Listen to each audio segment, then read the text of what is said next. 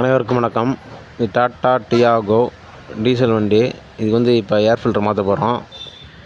ஃப்ரண்டில் பேனட்டை திறந்தோம்னா முன்னாடியே air filter இருக்கும். அதை எடுத்துகிட்டு ஓப்பன் பண்ணுறோம்.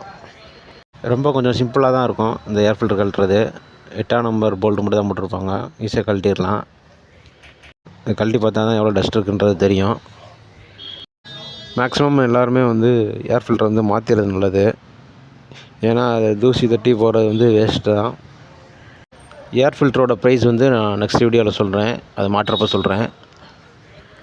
இப்போ ஏர் ஃபில்டரோட கவரை கழட்டியாச்சு. இதுதான் ஏர் ஃபில்ட்ரு. எவ்வளோ டஸ்ட்டாக இருக்குன்றதை பாருங்கள். இவ்வளோ டஸ்ட் இருக்கவே கூடாது. புதுசு மாற்றிடுறது நல்லது. அந்த டஸ்ட்டை தட்டுறேன் பாருங்கள் எவ்வளோ டஸ்ட் இருக்குன்றதை.